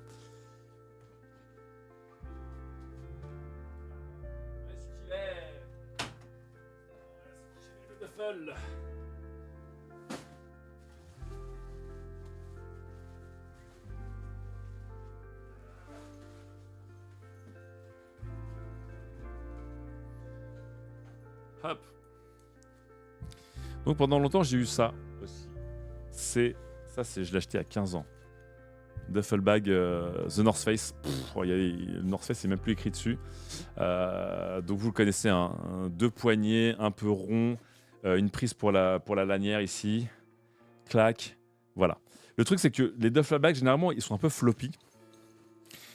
L'ouverture en fait elle n'est pas à 100%. L'ouverture, c'est une ouverture qui est un peu comme ça, quoi, qui n'est pas idéale. Donc à un moment, j'ai vachement utilisé ce duffel bag pour faire moitié everyday et moitié sport. Donc, j'ai dû l'acheter en 2011 en Corée du Sud. Pour vous dire, c'est vraiment vieux, quoi. Mais l'accès n'était pas top. Encore une fois, il y a cette histoire d'accès, quoi. Cette histoire d'accès à l'intérieur que je trouvais pas ouf. Ce que j'aime bien sur les duffel bags modernes, je peux vous montrer le Evergood TD35. Galliard va avoir une érection dans le chat immédiatement. Mais ce que j'aime bien dans les duffels complets, c'est effectivement avoir cette fermeture dite de médecin, qui fait que votre fermeture ici, elle vient déborder sur la tranche du sac. Elle vient se clipser pour être fermée, pour compresser votre sac. Mais lorsque vous déclipsez évidemment la fermeture, alors déjà, ça vous permet de le convertir en lanière. Voilà, très belle moustache monsieur. Mais surtout quand vous l'ouvrez, voilà. Ouverture dite de sac de médecin, une ouverture de cabas, quoi. Ça s'ouvre en grand et vous voyez parfaitement ce qu'il y a à l'intérieur. Et bravo. Voilà. Donc là, vous dites, ok, ça j'aime. Et en plus, effectivement, le Evergood, il a les poignées avec les seat stays en aluminium comme dans leur sac à dos. Et donc, j'adore le Evergood TD35 d'un point de vue philosophie. Vous voyez ? Ça s'ouvre, c'est grand. Il y a une partie pour un ordinateur portable. On peut mettre de quoi partir en voyage. On peut mettre des trucs. Et en fait, moi, c'est plutôt ça que je veux en ce moment. Sauf que c'est un peu trop grand pour moi. Pareil, chez Peak Design, ils ont une collaboration sur leur dernier duffel avec Huckberry. Ils ont un duffel que je trouve bien et qui fait un peu trop high-tech. C'est celui-là, voilà. Donc, vous voyez...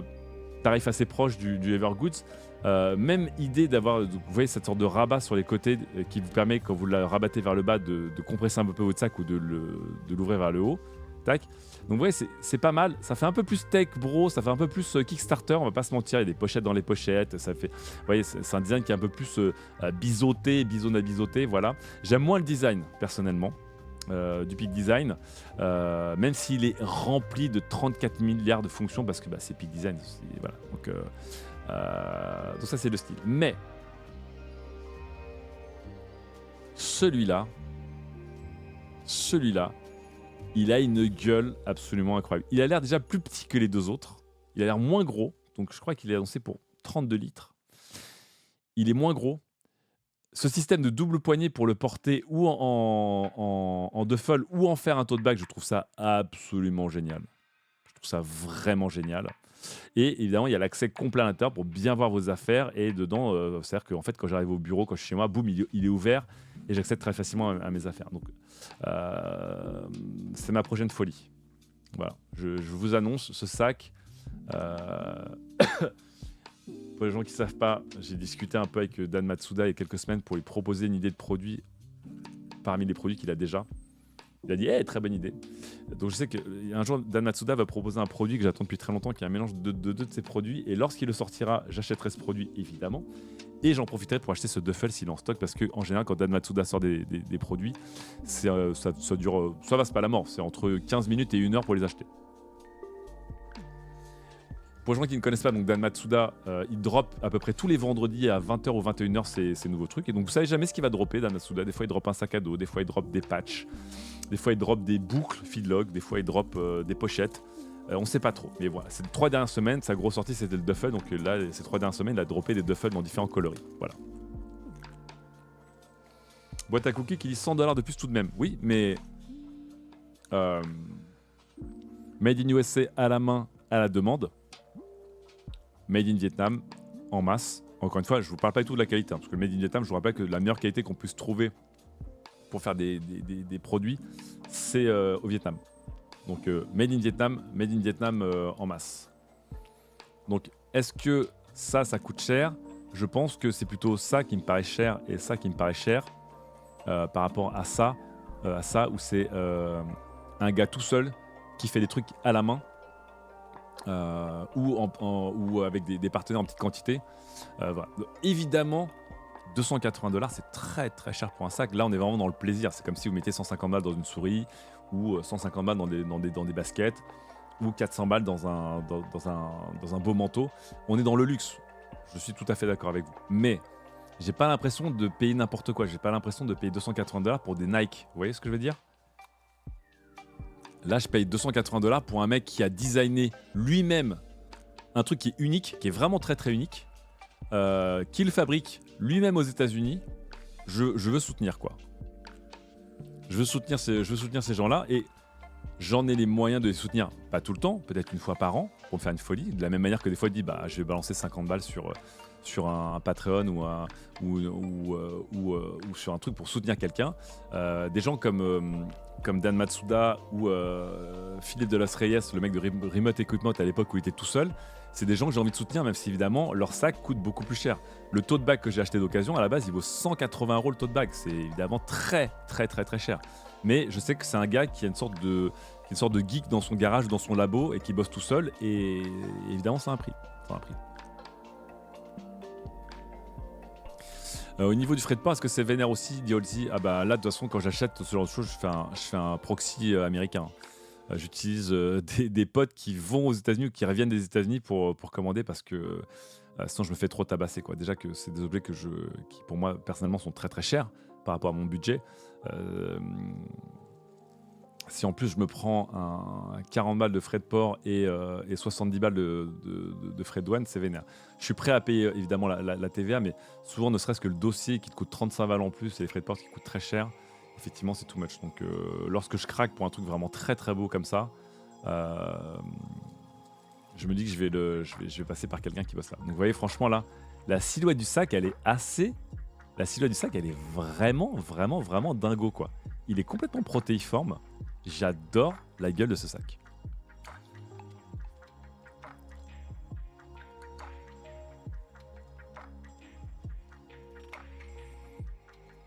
Ouais, pour les gens qui n'ont pas vu, donc je vous remets le lien, mais je remets le lien dans le chat. Le Télé35 de Evergoods, qui est considéré comme un des tout meilleurs duffels de ces dernières années, tellement qu'il est bien foutu et tout, sauf qu'il est trop grand pour moi. Là, c'est vraiment un truc de voyage. Vous voyez, quand vous le trimballez, c'est un gros bébé. Donc pour du voyage, c'est chouette, mais pour du tous les jours, c'est galère, franchement. Là où j'ai l'impression que le peak design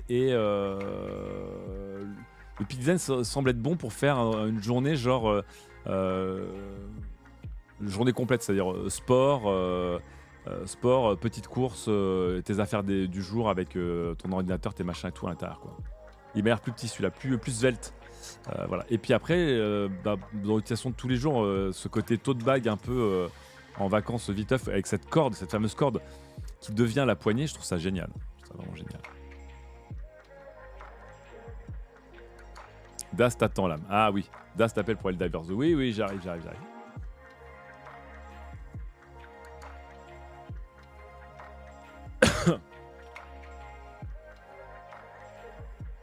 Bon. Je voulais aussi vous montrer ça. Et ça, indice, c'est aimanté. Mais j'ai pas le temps parce qu'on me pousse à venir jouer. Voilà. J'avais jamais eu le temps de vous les montrer et je devais les vendre à un membre du forum de qualité, mais on a oublié de se rappeler littéralement. Mais j'avais acheté un portefeuille et deux key straps de chez Black Ember avec des aimants, bien sûr. Bien sûr. Je vous montre rapidement, mais je vous en ferai un test. Parce qu'en fait, je devais le vendre à une personne et je ne l'ai pas vendu. Vous me connaissez, je suis le mec qui déteste évidemment gagner de l'argent. Enfin, gagner de l'argent. Je n'avais pas vraiment gagné, mais bon, bref. J'ai testé un portefeuille qui est très cool. Salut Etsu GMG, ça faisait longtemps. Bienvenue à toi. Voilà. Peak Design a sorti un portefeuille ultra fin qui est aimanté parce que sinon ce serait pas drôle.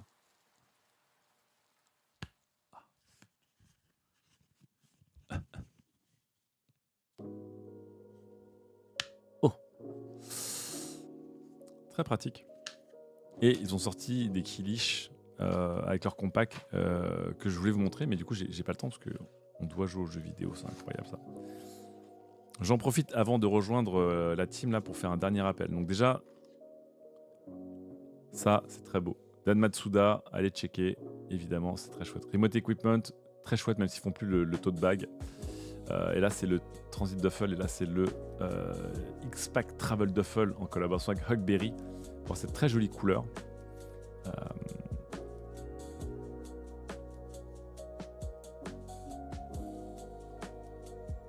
Qui fait ça, dit It's Mickey's, c'est Black Ember. Rappel du camp. Ouais, tout à fait, Jinta, c'est ce que j'allais faire. Et c'est marrant parce que Etsu est arrivé dans le chat. Donc pour les gens qui viennent d'arriver dans le chat, on fait un petit rappel sur le camp. Que je retrouve le lien. Hop, hop. Voilà. Pendant qu'on va les rejoindre, Daz, Lydia et Mama Paprika, qui seront peut-être des gens qui viendront au camp si j'arrive à les convaincre. Enfin, Daz, je vais pas le convaincre de venir au camp, mais Lydia, peut-être qu'elle va revenir au camp et peut-être qu'un jour Mama Paprika nous rejoindra au camp. Donc on va jouer à Helldivers 2, qui est un jeu complètement dingue. Si vous ne l'avez pas vu, c'est un peu le jeu phénomène du moment dont on n'avait pas du tout prévu le succès, sachant que le premier Helldivers était un jeu très très aimé, mais pas à ce point-là. Et donc on va y jouer à 4. Donc je vous rappelle, on va jouer à Starship Troopers en fait, en vrai. Voilà. Donc rappel. Ce soir à partir de 20h, mettez-vous un petit réveil, même si ça dure tout le week-end. On ouvre l'ouverture de la billetterie pour le camp. Voilà. On ouvre l'ouverture de la billetterie pour le camp et vous pouvez vous préinscrire, acheter une ou deux places. Ça coûte 149 € pour 4 jours avec logement et nourriture comprise, donc c'est pas très cher. Et ce sera du 8 au 12 mai 2024 à Dai. Voilà. Dans un lieu superbe qu'on adore. C'est la deuxième fois qu'on y va. J'espère moi grandement y aller, donc je mets tout en œuvre pour y aller au camp parce que j'ai loupé un camp cet hiver, j'avais le somme de ouf d'avoir loupé un camp, donc je vais tout faire pour y aller et au-delà de la team de qualité, de gens très cool. Donc je vous rappelle, 4 jours avec une centaine de personnes dans un espace safe, inclusif, mixte, hyper bonne ambiance, avec des gens. Vous imaginez un peu l'ambiance qu'il y a sur ce chat, c'est un peu pareil en IRL, donc des gens qui adorent discuter de tout, qui sont très curieux de tout, qui adorent poser des questions ou donner des réponses, qui adorent s'intéresser à plein de choses, qui adorent découvrir des jeux, de la bouffe, des gadgets et des nouveaux livres et des nouvelles BD. Donc je vous le remets là, je vous remets le lien dans le chat. Dites-vous bien que vous avez tout le week-end pour vous inscrire. Je suis au Japon, Solon, ça m'aurait possiblement intéressé d'y être sous. Après, tu es au Japon, être sous. Donc là, tu viens de flex sur nos gueules très très fort. Mais bon, gardez-le en tête pour vous inscrire et n'oubliez pas, si vous posez des questions, notamment parce que vous n'avez jamais fait le camp, vraiment, Vous pouvez aller sur Discord de qualité, vous allez voir le témoignage des gens, je crois qu'on a comme 100% de gens qui sont très satisfaits. Et surtout pour les gens qui n'ont jamais fait le camp ou qui y vont un peu seuls et qui connaissent personne et qui y vont un peu craintifs ou craintives en mode est-ce que je vais me faire chier? Est-ce que je vais rester dans mon coin pendant 4 jours et tout? Ça n'arrive pas. C'est très très cool. Et encore une fois, l'idée que la moitié des gens qui font le camp sont des gens qui n'ont jamais fait le camp et l'idée qu'il n'y a pas de téléphone et de machin et tout, ça fait que les expériences, la sociabilité, c'est très très fluide, c'est très très cool. Vous allez rencontrer plein de gens, le temps d'une partie de jeu, le temps d'une nuit blanche à discuter autour d'un feu, quoi. Voilà.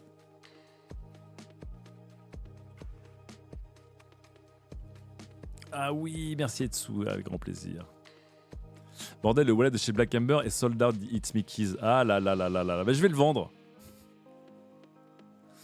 Je vais le vendre. Je devais le vendre à un membre de qualité. Je vais le recontacter pour voir si cette personne est toujours là ou pas. Voilà. N115, je confirme, même sans connaître personne, c'est très cool. Ben voilà. Alors.